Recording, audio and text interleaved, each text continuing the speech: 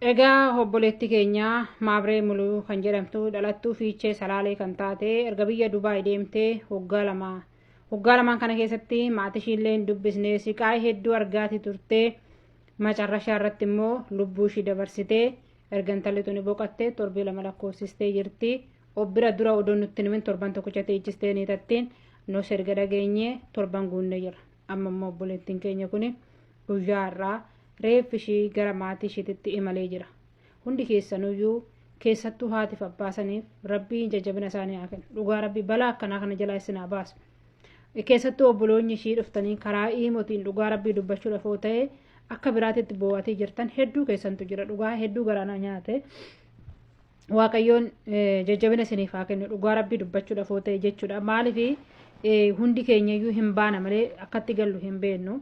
Maatii micayyoo tanaaf duute intala tanaa hedduu garaa nama nyaata daa'ummaa ishiitiin hatta mataa erga viidiyoo ishee erga ishiin achi deemte suura ishii kan karaa keessan argan tokko mataallee irraa haaddee turte baay'ee nama gaddisiisaa. Firoota ishii obboloota ishii maatii ishee hunda keessaniifuu rabbiin jajjabina isiniif haa kennu uummata. Wanti jennu tokko hin jiru. Kanaafiyyuu guyyaa irraa warri bira dhaabbattanii kadhannaadhaanis sheerii taasisanii bira dhaabbattan galatoomaa. Mucayyoon tun reeffi ishii guyyaa irraa gara maatii dhaqqabee jira. Hundi keessanuu eebbifamaa. Biyya namaa kan jirtan kan ammoo obboleenyi ishii, maatii ishii, firri ishii biyya namaa kana keessa jirtanii rabbiin jajjabina isiniif haa kennu, hoobsa isiniif haa kennu. Ishee immoo Waaqayyoon mirga qulqulloota naa oolchuu isiniin jedha. Ergaan koo inni lammaffaan egaa Maabreen akkuma nama kamuu maatii koon jijjiiraa jettee kan biyya irraa baate. Har'as immoo maatii ishii kanaa ishee yoo deebisuu fidadhamne waan qabnuun birrii 10 yoo ta'e birrii 5 yoo ta'e hundi keessanuu namni sagalee kiyya kana dhageechan nama 10 nama 15 sheerii godhaatoo karaa keessa koottatoo na dubbisaa lakkoofsa keessan naa kennaa karaa hiimotiin guruppii hidhannee maatii kana bira dhaabbannee jajjabaadhaa akka jennuun abdii isinirraa qaba. Maaliif jennaan har'a abbaa fi haadha odoo argitanii gara miidiyaa kanatti eenyu akka fide hin beeku fidanii turanii argitanii turta suuraa akkuma asirratti argitan kana jechuudha. Nuyi kun immoo nus boru waan nurra gahu hin beeknu. Nus boru gufuu waan nu dha'u hin beeknu. Har'a fayyaa qabna malee boru waan nurra gahu hin beeknu. Har'a waan gaarii yoo hojjenne gaarummaa keessa fudhannee deemna jechuudha. Kanaaf hundi keessanuu adaraa rabbii adaraa kiristoosii koottatoo karaa keessaa na dubbisaa maatii kana akkaawuntii isaaniitti irratti isaanis dubbisee waan hundumaayyuu guunnee fi maatii kana bira dhaabbannee edaa namnuyyuu hin jira akka jedhaniif akka bira dhaabbannu intala isaanii deebisuu hin dandeenyu jajjabaadha akka jennuun adaraa Waaqayyoo nama 10 nama 15 sheer godhaatoo sagalee kiyya kana naa dhagge. Jalqaba irratti Waaqayyoon lubbuu kee amaaruu kichuu koo mirga qulqullootaa siif haa dhaabu. Nan nyaadha jettee biyyaa baatee nyaattamtee biyyee taatee biyyatti deebite. Kuni gadda nama keechaan baane maatii fi firoottan haadha abbaa hundumaaf jajjabinaa kennuun jedha. Egaa akkuma dhageessan kanaadha. Madaamin tuni baay'istee tassaqaa yaate baay'istee rakkoo gurguddaa irraan gahaa turte. Kana bichaa miti rifeensallee irraa haadde jedhamaa jira. Macarrashaa irra dhumarratti ni ajjeefte. Erga ajjeefte illee odoon himin reeffa torbee tokko erga bira teechifteen boodadha akka duute kan dubbatte. Gaddi akkanaa immoo baay'ee ulfaata. Maatiin gaafa du'a ilmoo dhaga'u du'a lama du'uudha. Tokkoffaa biyya ormaatitti siqaayii gurguddaa keessa darbanii lubbuun darbuudha. Lammaffaa immoo maatii biraa jiraa ba'anii reeffi maatii biratti galuun kuni baay'ee ulfaata du'a lammaffaa jechuudha. Maaliif jennaan maatii ofii biratti yoo du'anii maatiin nama yaallatee nama laallatee gaafa du'anis qorxii ofii beeku.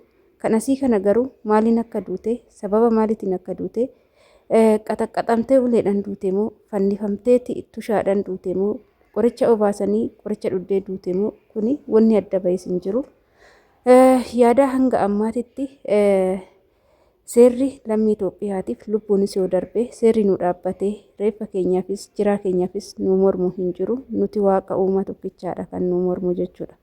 Asumarrattis kanan jedhu imbaasii fi ejensiin warroota seeran jiran kanneen yoo haala kanaan du'anii haala kanaan akkuma barbaadan nama ajjeesanii reeffa biyyatti nama galchanii maaf akka hin dubbanne reeffa sana harkatti fudhatee rakkoo ittiin duutee fi maaliin akka duute marammaree dhugaa ishee osoo hin baasiin reeffa fiiganii biyyatti galchu. Yeroo baay'ee kan mul'atu yeroo hunda kan arginu isa kana. Duute jedhu reeffa san maalirratti akka duute maaliif akka duute gumaa ishee odoo hin ba'iin wanni tokko odoo hin beekamiinidha jechuudha kan biyyatti galchanii. Kun immoo iyyuu du'a baay'ee namatti ulfaatudha siniin jechuu jaaladha hordoftoota kiyya. Egaa obboleettiin keenya xiqqishuu kichuun tuni biyyaa baatee waggaa 2 haga waggaa 2 kana mindaa ishii maallaqa ishii odoo jaan hin argin siqiqii fi gadadoo mana ormaa galgalaa ganama akka harreetti tumama rifeensi ishii irraa haaddamee akka barbaaddame godhama irriba dhabdee oduma tankaraattattu guyyaa tokko odoo hin boqatiin ji'oota 24 fi guyyoota 700 fi wayii jidduutti guyyaa tokko boqonnaa tokko osoo hin argatiin dhumni ishii biyyatti dabalame. Kana waaqni namarraa haa qabu waan akkanaas waaqni nama haa oolchu. Dhugaan hundumtuu biyyuma armaa jirra maal akka taanu akkam akka taanu waaqa qofa harka jirra jechuudha. Kanaaf bakka jirrutti hundi keenya jabaannee tsarootii ofii haa goonu siniin jedha. Isarratti aansuudhaan gaafuma mana sanitti galtanii rakkoonni jira taanan madaami sun ji'a tokko ji'a 4 gidduutti nama dararti taananii yoo danda'ame mana sanii baduu yaaluudha malee dararamaa mana san jiraachuun dhumni isaa lubbuu ofii dhabuudha jechuudha. Kanaafuu guyyaa tokko keessa guyyaa tokko waaqayyo karaa namaa bana waan ta'eef erga rakkoo gurguddaan hagana ga'u erga lubbuun ofii hanga ba'u bira ga'anii baduun furmaata jedheetiin yaada. Kanaafuu obboloota keenya rakkoo gurguddaa keessa yoo jiraattan rakkoo hamaa keessa yoo jiraattan bakka nama godhadhaatii akka carraa yoo kan danda'amu ta'e yoo gadiis baatanii poolisoonni alatti karaarra dhaabbatu harkallee kennachuun waan tokkodha jechuudha. Inni galee adaraa keessan lubbuun keessan hanga darbutti hin eegina. Biyaansi maallaqaa miti jiraan keessan akka maatii keessaniif galutti tattaaffadhaa siniin jedhaa asumarraan lubbuu kichuu teenyaa kichuu xiqqishuu tanaa haa maaru waaqayyooni. Mirga qulqullootaa haa dhaabu akkuma dhageessanii reeffi ishii guyyaa har'aa gara maatii ishii gara biyya ishii gara biyya dhaloota ishii biyya abbaa ishii qammasuuf gara biyya abbaa ishii imalee jira. Maatiin illee reeffa ishii simachuutti jiru jechuudha. Dhugumatti baay'ees namatti ulfa. Akkas isiniin jedha hordoftoota kiyya kaayee asumarraan illee warroonni maatii obboleettii keenyaa kana cinaa dhaabbachuu barbaadan jechuudha. Jajjabeessummaatii waanuma jiru siniin jechuu jaaladha. Waaqayyoon lubbuu xiqqishuu lubbuu lafaa dhuftu tana yaa maaru. Shamarran biyya Arabaa biyyaa ba'anii baay'een isaanii jechuudha waggaa kana keessatti odoo lakkaawamanii kan lubbuun isaanii darbee gara biyyaa gale jedhanii kumaatama. Asumattis immoo warroonni immoo lubbuun darbee hagammaa jecha buuteen isaanii dhabames jira jechuudha. Carraa shamarranii kana ta'e waaqayyoon nama oolchu siniin jedha. Egaa viidiyoo kiyyaa asumarraa nan goodaaba turtiin wajjin gootaniif galatoomaadha. Dhugaa baay'ee laphee nama cabsaa nama gaddisiisaa siniin jechuu jaaladha. Bakka jiranitti waaqayyoon nu haa eegu.